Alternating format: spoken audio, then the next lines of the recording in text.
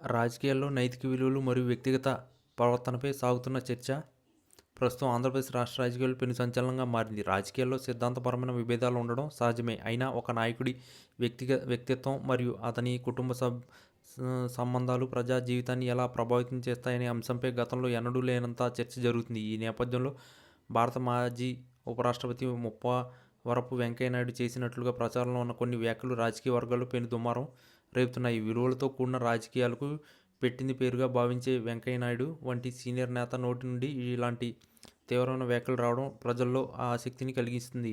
ముఖ్యంగా వైఎస్ జగన్మోహన్ రెడ్డి ఉద్దేశించి ఆయన చేసిన వ్యాఖ్యలు రాజకీయ విశ్లేషకులను సైతం ఆశ్చర్యపరిచాయి. తల్లికి మరియు చెల్లికి గౌరవం ఇవ్వని వాడు అసలు నాయకుడేనా అంటూ ఆయన ప్రశ్నించినట్లు వార్తలు వస్తున్నాయి. ఒక వ్యక్తి తన సొంత రక్త సంబంధీకుల పట్ల ఏ రకమైన బాధ్యతను కలిగి ఉన్నాడనే దానిపైన అతని నాయకత్వం లక్షణాలు ఆధారపడి ఉంటాయని వెంకయ్యనాయుడు అభిప్రాయపడ్డారు. భారతీయ సాంప్రదాయాల్లో తల్లికి ఉన్న స్థానం అత్యుత్తమైందని, అటువంటి మాతృమూర్తిని మరియు తోబుట్టువులను కష్టకాలంలో విస్మరించడం లేదా వారిని రాజకీయ స్వార్థం కోసం వాడుకోవడం క్షమించరాని నేరంగాని ఆయన పేర్కొన్నట్లు సమాచారం. ఈ వ్యాఖ్యలు నేరుగా జగన్ కుటుంబంలో నెలకొన్న ఆస్తి వివాదాలు మరియు షర్మిలతో ఉన్న విభేదాలు ఉద్దేశించినవేనని స్పష్టంగా కనిపిస్తుంది. ఒక రాష్ట్రానికి ముఖ్యమంత్రిగా పనిచేసిన వ్యక్తి లేదా ఆ పార్టీకి అధినేత ఉన్న వ్యక్తి సమాజానికి ఆదర్శంగా ఉండాలి. అధికారం కోసం కుటుంబ సభ్యులను పక్కన పెట్టడం లేదా వారితో న్యాయ పోరాటాలకు దిగడం వంటి పరిణామాలు సాధారణ ప్రజల్లోకి తప్పుడు సంకేతాలను పంపుతాయి. ఒక నాయకుడు తన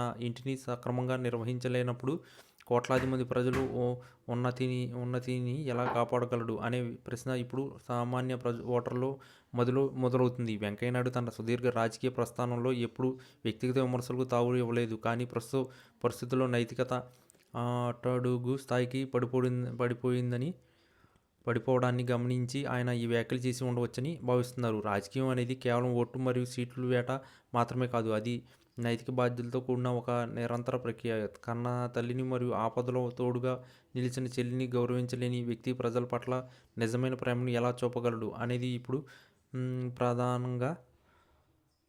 ప్రధానాంశం. నాయకత్వం అంటే కేవలం ఆజ్ఞలు జారీ చేయడం కాదు. అది బంధువులను బలపరచడం మరియు బంధాలను బలపరచడం మరియు నమ్మకాన్ని నిలబెట్టుకోవడం. జగన్పై వస్తున్న ఈ విమర్శలు ఆయన రాజకీయ భవిష్యత్తుపై ఖచ్చితంగా ప్రభావం చూపే అవకాశం ఉంది. ప్రజలు నాయకుల్లో కేవలం పథకాలను మాత్రమే కాకుండా అతనిలోని మానవీయ విలువలను కూడా గమనిస్తారు.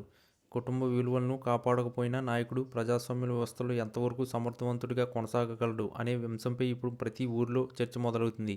వెంకయ్యనాయుడు చేసిన ఈ సంచలన కామెంట్స్ రాజకీయాల్లో నైతికత గురించి ఒక కొత్త అధ్యాయానికి తెరలేపాయి. భవిష్యత్తులో ఈ పరిణామం ఏ వైపు దారి తీస్తాయో వేచి చూడాలి.